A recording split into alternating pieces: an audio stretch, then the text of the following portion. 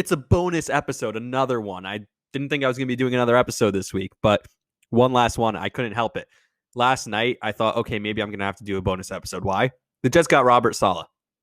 I'm really excited. He's a really good head coach, but that's not why I'm here.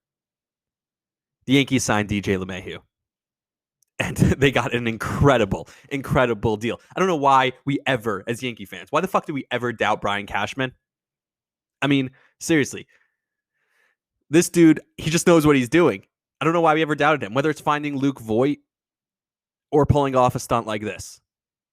All you non-Yankee fans out there, oh, they just buy their championships. They buy their championships. They do what they want. Well, Met fans can't say that anymore because they're just going to try and buy the whole world.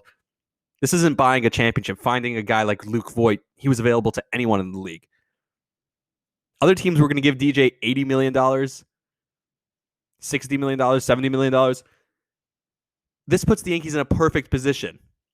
The longer they went, because they went 6 years and only $90 million, DJ got the money he wanted. He also wanted long-term security. He got both of those things. And guess what the Yankees get out of it? The Yankees now have so much flexibility. They have $35 million to stay under the luxury tax, which is what they were trying to avoid. Now, if they had signed DJ LeMahieu to a shorter-term contract, they would have to pay the luxury tax. They don't have room for anyone else. The starting rotation is a shit show. The bullpen is a mess. Now, they have $25 million to spend on those guys. Go get Corey Kluber for 1 year, $5 million. Tanaka, 3 years, $25 million. And throw in another reliever, although R.J. Bradley and Brad Hand are already off the table, it looks like. Although Brad Hand was rumored to the Mets, and that never came to fruition. Listen, this is such a good day for Yankee fans. Not only do they have a guy who the Bronx loves, the team loves, the Yankees love, everyone loves this guy, DJ LeMahieu. I mean, and you see it from the tweets. Aaron Judge comes out there. Good to have him back. Another guy, Tyler Wade. Everyone was tweeting about it. Luke Voit was saying, hey, we need to have this guy back. When was the last time the Yankees publicly said he is our top priority and then they didn't get it done? It seemed like this was going to be the first time that maybe that didn't happen. But they did it. They got it the fuck done. Another guy who had a lot of positive tweets from players about that happening or something happening was Rober Saleh to the Jets. Rober Saleh was the defensive coordinator for the San Francisco 49ers. And the Jets, a few days ago, it looked like they were not going to get him. They let him walk out of the building. They had him in the building for 2 days after his first initial meeting on Zoom and then the second meeting in person. They had him in the building and they let him walk. That was very nerve-wracking. I said they were going to screw it up. That's what I said in last podcast. That's what it looks like on Wednesday.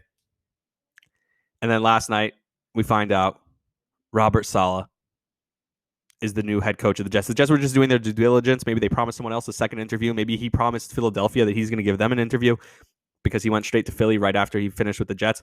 But he's back, and he's back. He's with the Jets. I don't know the terms of the deal yet, although I think someone posted it this morning. I didn't see.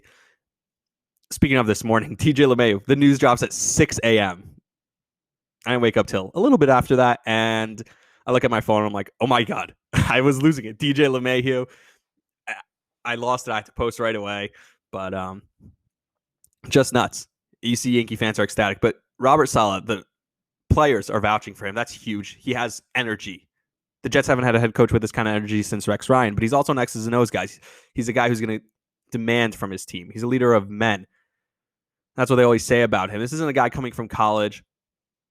This isn't a guy who was a head coach who got fired.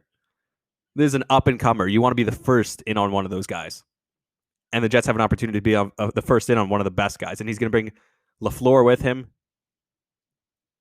He was one of the offensive coaches in San Francisco. He's the brother of Matt LaFleur, who's the head coach, who's given Aaron Rodgers one of his career years at age 36 or something like that. He's had a total resurgence.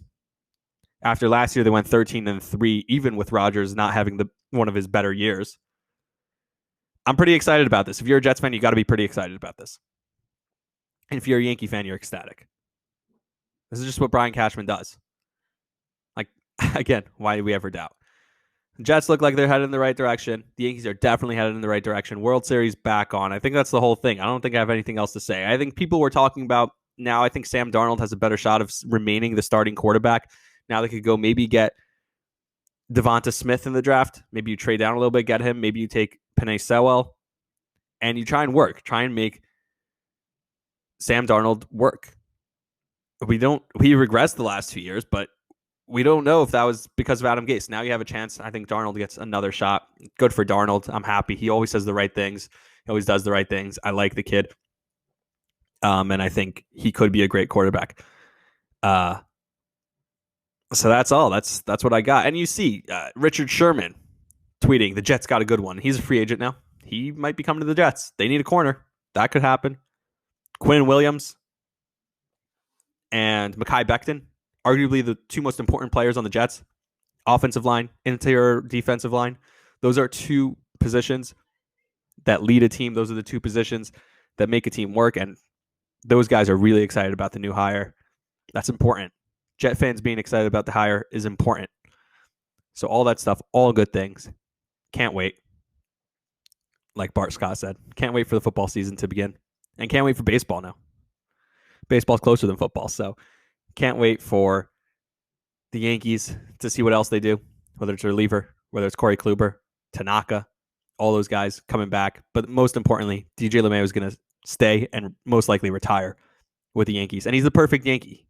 He's so Jeter-like. He's a contact hitter.